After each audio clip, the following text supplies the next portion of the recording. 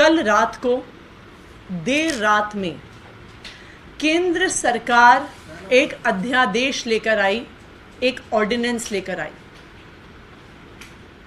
केंद्र सरकार लोकतंत्र की हत्या करने के लिए, संविधान की हत्या करने के लिए ये अध्यादेश लेकर आई है।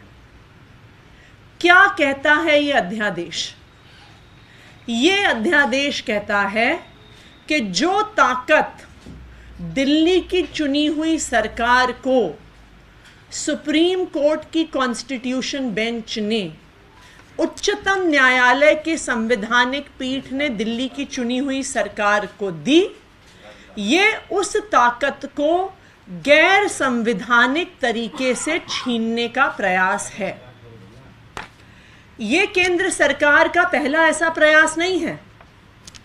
2015 में जब दिल्ली की जनता ने भारी बहुमत से अरविंद केजरीवाल को आम आदमी पार्टी की सरकार को जिताकर भेजा, 70 में से 67 सीट जिताकर भेजा, तो मोदी जी की सरकार ने, भारतीय जनता पार्टी की सरकार ने 3 महीने के अंदर अंदर एक गैर कानूनी नोटिफिकेशन इशू करके अरविंद केजरीवाल की सरकार की ताकत छीनने की कोशिश करी। मई 2015 में मोदी जी की सरकार ने MHA का एक नोटिफिकेशन इशू किया कि केजरीवाल सरकार के पास सर्विसेज की ताकत नहीं है, उनके पास अफसरों की ट्रांसफर पोस्टिंग की ताकत नहीं है, उनको भ्रष्ट अफसरों पर एक्शन लेने की ताकत नहीं है, उन्हें इनएफिशिएंट अफसरों को हटाने की ताकत नहीं है। ये ताकत केंद्र सरकार के पास है।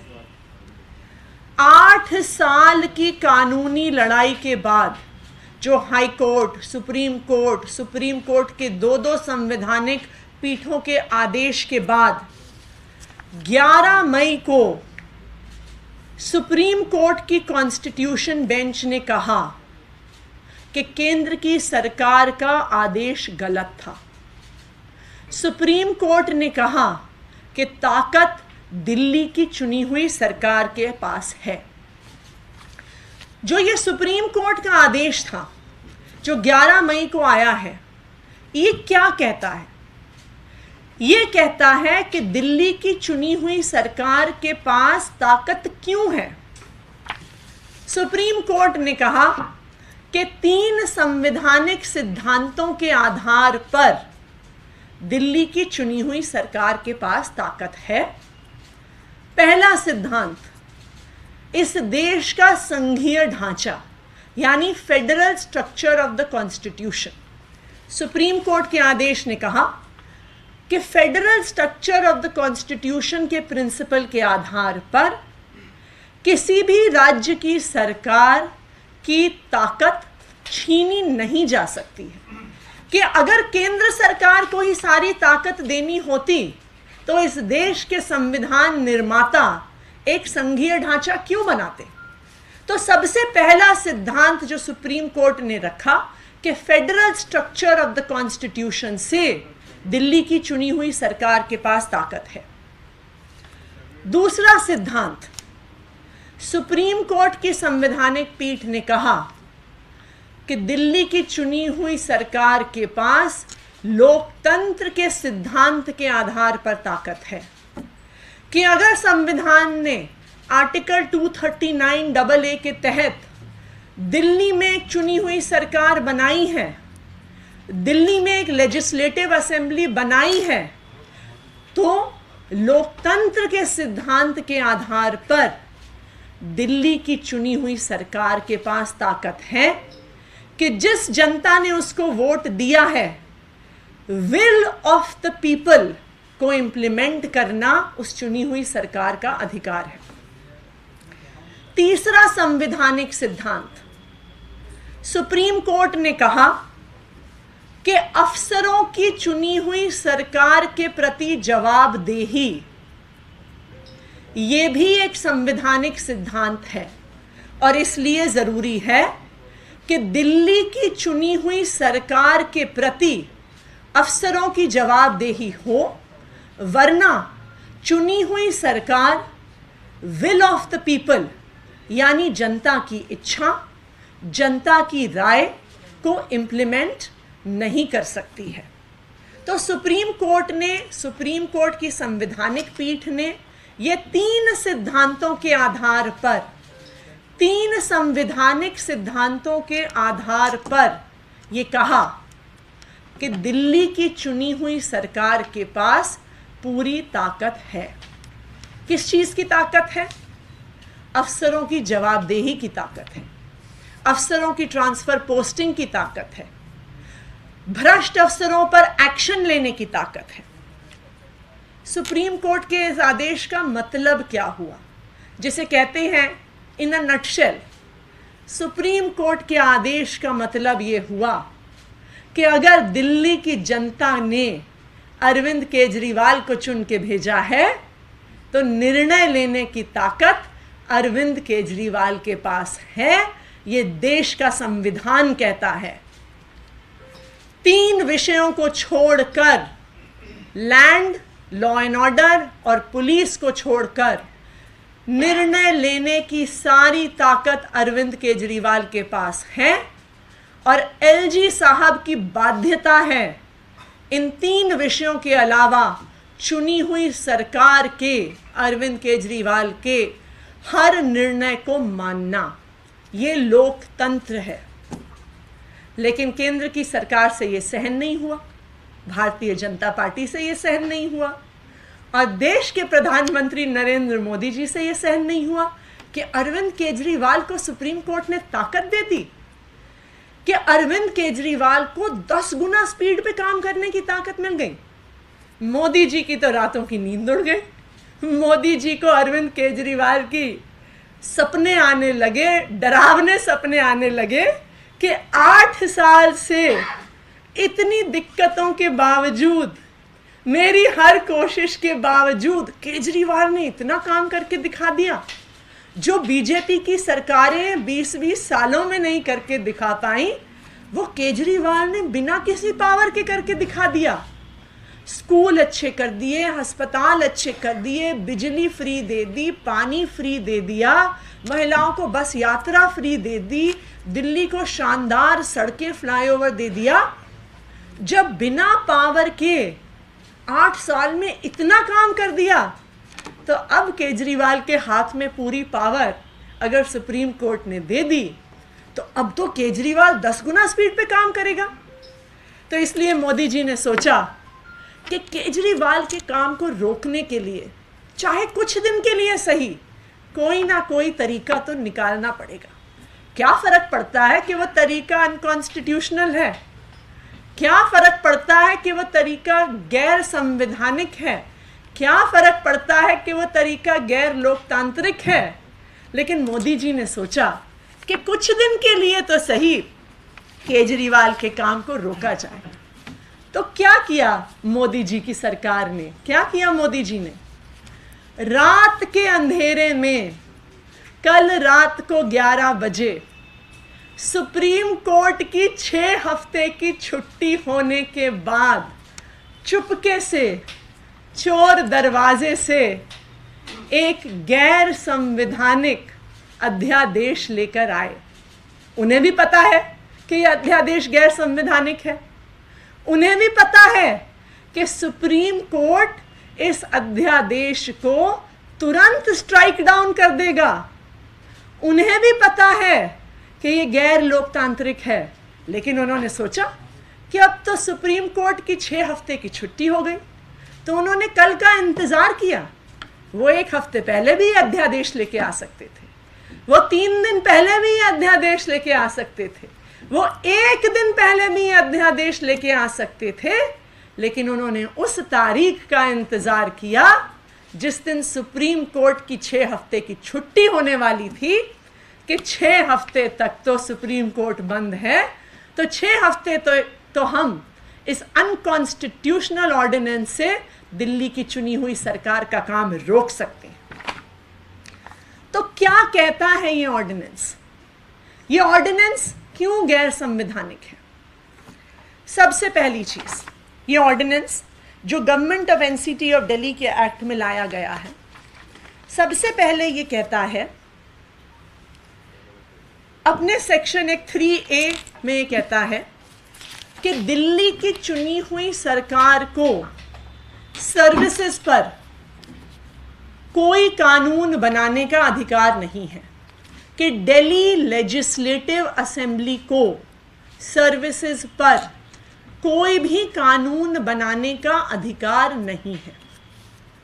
ये तो बिल्कुल ही क्लियर कट रूप से संविधान के खिलाफ है, लेकिन उससे भारतीय जनता पार्टी को और मोदी जी को तो कोई फर्क नहीं पड़ता। तो पहला प्रोविजन वो सबसे पहले इसमें करते हैं कि सर्विसेज पर कानून बनाने की ताकत दिल्ली लेजिस्लेटिव असेंबली के पास नहीं है, नंबर 1। नंबर 2 कि दिल्ली में ट्रांसफर पोस्टिंग की ताकत, एक नई अथॉरिटी बनाई जाएगी, नेशनल सिविल सर्विसेज अथॉरिटी। क्या होगी ये national capital civil service authority? Transfer posting के लिए एक नई अथॉरिटी बनाई जाएगी, national capital civil service authority. इस अथॉरिटी में 3 मेंबर होंगे। इसके चेयरपर्सन होंगे दिल्ली के मुख्यमंत्री, इसके मेंबर होंगे दिल्ली के चीफ सेक्रेटरी, और इसके मेंबर होंगे दिल्ली के होम सेक्रेटरी। लेकिन दिल्ली के चीफ सेक्रेटरी को दिल्ली की चुनी हुई सरकार नहीं अपॉइंट करेगी, दिल्ली के चीफ सेक्रेटरी को केंद्र सरकार अपॉइंट करेगी। दिल्ली के होम सेक्रेटरी को भी दिल्ली की सरकार नहीं अपॉइंट करेगी, दिल्ली के होम सेक्रेटरी को भी केंद्र सरकार अपॉइंट करेगी। तो ये जो national capital civil service authority बनेगी, उसमें दिल्ली के चुने हुए मुख्यमंत्री चेयरपर्सन तो होंगे, पर वो माइनॉरिटी में होंगे, वो निर्णय नहीं ले पाएंगे, क्योंकि national capital civil service authority, ये अध्यादेश कहता है कि national capital civil service authority सिर्फ और सिर्फ मेजॉरिटी से डिसीजन लेगी। तो इसमें जो भी निर्णय होगा वो केंद्र सरकार के 2 ब्यूरोक्रेट्स के अनुसार होगा, दिल्ली की चुनी हुई सरकार के अनुसार नहीं होगा। और ना सिर्फ इतना, अगर गलती से इस नेशनल सिविल सर्विस अथॉरिटी ने कोई ऐसा निर्णय ले लिया जो केंद्र सरकार को पसंद नहीं है, तो उस निर्णय को पलटने का अधिकार लेफ्टिनेंट गवर्नर के पास होगा। इसका मतलब ये हुआ कि पहले तो कोई निर्णय हो नहीं पाएगा चुनी हुई सरकार के द्वारा, लेकिन अगर गलती से भी ऐसा निर्णय हो गया तो फाइनल पावर उस निर्णय के ऊपर एलजी साहब के पास रहेगी। यानी दिल्ली सरकार में अफसरों की पावर, चुनने की पावर, ट्रांसफर पोस्टिंग की पावर, भ्रष्ट अफसरों पे एक्शन लेने की पावर दिल्ली की चुनी हुई सरकार के पास नहीं रहेगी, केंद्र सरकार के पास रहेगी। तो कुल मिलाकर जो अध्यादेश कल रात में आया है, अगर मैं कहूं कि इन अ नटशेल ये अध्यादेश क्या कहता है, तो ये अध्यादेश कहता है कि चाहे दिल्ली की जनता केजरीवाल को चुन के भेजे, चाहे दिल्ली की जनता अरविंद केजरीवाल को विधानसभा में 90% की ज्यादा सीटों से जिता के भेजे, लेकिन दिल्ली को केजरीवाल नहीं चलाएगा, दिल्ली को केंद्र सरकार चलाएगी। ये कहता है ये अध्यादेश जो रात के अंधेरे में कल केंद्र सरकार लेकर आई। तो ये जो अध्यादेश 19 मई को यानी कल रात को आया, क्या ये अध्यादेश केंद्र सरकार ला सकती थी? क्या ये अध्यादेश संवैधानिक है? मैं आपको ये स्पष्ट तौर पे बताना चाहती हूं कि ऐसा अध्यादेश लाने की ताकत केंद्र सरकार के पास नहीं है। संविधान के अनुसार, और इसको बहुत क्लियर कट तरीके से सुप्रीम कोर्ट ने अपने आदेश में ये कहा है, और मैं आपको ये पढ़ के दिखाती हूं, पैराग्राफ 160 जो सुप्रीम कोर्ट की कॉन्स्टिट्यूशन बेंच ने कहा है, the involvement of the union of India in the administration of NCTD is limited by constitutional provisions and any further expansion would be contrary to the constitutional scheme of governance. इसका क्या मतलब है? इसका मतलब ये है कि जब सुप्रीम कोर्ट ये आदेश लिख रहा था, उनको शक था कि केंद्र सरकार कोशिश करेगी कि वो गैर कानूनी तरीके से दिल्ली सरकार की ताकत को कम करे, और इसीलिए सुप्रीम कोर्ट ने अपने आदेश में इस रास्ते को बंद कर दिया है और कह दिया है कि any expansion of power of the union of India would be contrary to the constitutional scheme of governance. तो इससे ये बिल्कुल साफ है कि जो अध्यादेश आया है वो गैर संवैधानिक है, गैर लोकतांत्रिक है। लेकिन ये अध्यादेश एक चीज तो दिखा देता है कि मोदी जी को अरविंद केजरीवाल से डर बहुत लगता है। मैं कई बार ये सोचती हूं कि दिल्ली इतना छोटा सा राज्य, आप अगर भारत के नक्शे पे देखने जाइए तो दिल्ली दिखता भी नहीं है। तो दिल्ली को ढूंढना भारत के नक्शे पे बहुत मुश्किल होता है। इतना छोटा सा राज्य, उसमें भी आधी सरकार, जिसके पास लैंड, लॉ एंड ऑर्डर और पुलिस की ताकत नहीं है। इतनी सी सरकार की अगर ताकत को मोदी जी हर संभव गैर कानूनी, गैर संवैधानिक तरीके से ख़त्म करना चाहते हैं, तो उसका तो एक ही कारण है कि मोदी जी को अरविंद केजरीवाल से डर लगता है। मोदी जी को पता है कि अगर अरविंद केजरीवाल को पूरी ताकत मिल जाए, चाहे 6 महीने के लिए मिल जाए, तो अरविंद केजरीवाल की सरकार जो चमत्कार करके दिखाएगी वो पूरे देश को दिखा देगा कि एक सरकार की ताकत क्या होती है, लोकतंत्र की ताकत क्या होती है, ईमानदार राजनीति की ताकत क्या होती है। लेकिन मोदी जी, जो संविधान बाबा साहब अंबेडकर ने बनाया है, उस संविधान में बहुत ताकत है। उस संविधान ने एक लोकतांत्रिक सरकार बनाई है। उस संविधान ने एक संघीय ढांचा बनाया है। उस संविधान ने अफसरों को चुनी हुई सरकार के अधीन बनाया है, क्योंकि आखिरकार इस संविधान ने, बाबा साहब अंबेडकर के संविधान ने जनता को ताकत दी है। हो सकता है कि 6 हफ्ते के लिए आप अपने इस गैर संवैधानिक अध्यादेश से 6 हफ्ते के लिए, 8 हफ्ते के लिए, 12 हफ्ते के लिए, जब तक सुप्रीम कोर्ट इसे स्ट्राइक डाउन नहीं करता है, आप अरविंद केजरीवाल के काम को रोक सकें।